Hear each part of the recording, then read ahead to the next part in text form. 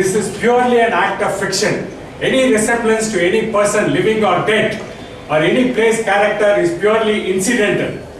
The narrator is not responsible for any damages, but he holds the copyrights for anybody copying from his speech.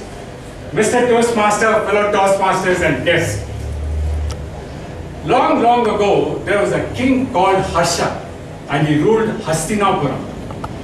He married the princess of Magadha, Madal. Years passed, but they did not have any child. The court astrologer told them to go in search of one sage Vishwam in Himalayas, and he said he could bless them with a son. So Harsha and Madhavi went to Himalayas in search of the sage Vishwam. They searched and finally found Vishwam in a cave. Harsha requested the sage, please bless me with a son. I will give you whatever you ask. The sage said, will you really give me whatever I ask? In the earnestness to get a son, Harsha said, yes, I will give you whatever you ask. Then the sage blessed the couple. Harsha and Madhavi came back to Hastinapuram. Couple of months passed and Madhavi became pregnant. There was a lot of happiness in the palace. On that day, the sage appeared before Harsha and said, and he reminded Harsha about his promise and said, now I demand half your kingdom. Harsha readily agreed and parted with half his kingdom. A few months down the line, Madhavi delivered a beautiful baby boy. There was jubilation in the palace. That day, the sage again appeared before Harsha and demanded Harsha to give him the other half of his kingdom. Harsha readily agreed. He parted with his kingdom and walked to Varanasi. Varanasi is considered the place or the abode of Lord Shiva. No king or no kingdom has got jurisdiction over that place. A year passed, and again the sage came and demanded money from Harsha. This time, Harsha sold his wife and child to a noble Brahmin and paid the cash to the sage.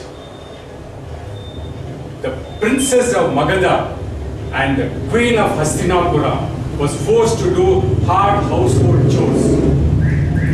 Her delicate hands blistered and bled.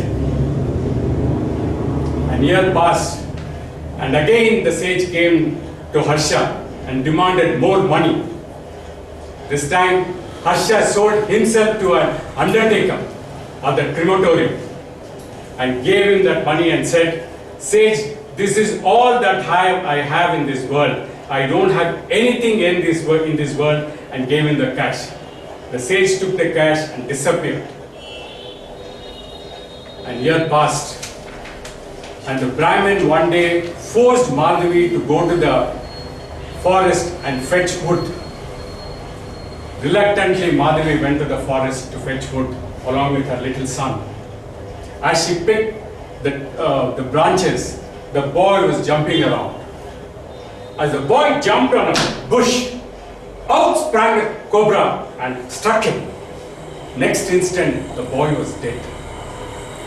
Shocked and grief-stricken, Madhavi wept, but there was nobody to console her. Even the Brahmin disowned her. Reluctantly, Madhavi carried her dead son and went to the crematorium. He saw a man standing at the entrance with long hair and long beard, but she could not recognize him to be her husband, Harsha. But as she came closer, Harsha recognized her to be his wife, Madhavi. His body trembled to think that the boy could be his son, and his hands shivered to think that he is going to cremate his own son. But as she came, Harsha said, you need to pay a fine to fees to cremate the boy. Madhavi pleaded, I don't have anything to give you. Then Harsha said, you have your Mangal Sutra, you must give it back to me. At that moment, Madhavi became frustrated. All her frustration, anger, everything came out. She abused Harsha left, right and center. She blamed Harsha for all the pain, suffering, everything. And she also blamed Harsha for the death of her son, untimely death of her son. Then Madhavi said, "Take my Mangal Sutra and burn me and my son," and collapsed dead. Remorse crept into Harsha's body. He regretted all that he had done in his life. He realized if only he had done something different, he could have saved himself, his wife and son from suffering. He could have even saved his wife and son from death. Then he prepared the pyre and put the bodies of his wife and son on the pyre and lit the pyre. Then he thought, life is not worth living. After the death of his wife and son, he felt it is not worth living at all, and he jumped into the fire. And all the 3 bodies were burnt to ashes. Now that's the end of my fiction. And can any of you guess what is the moral of the story? Keep up your words.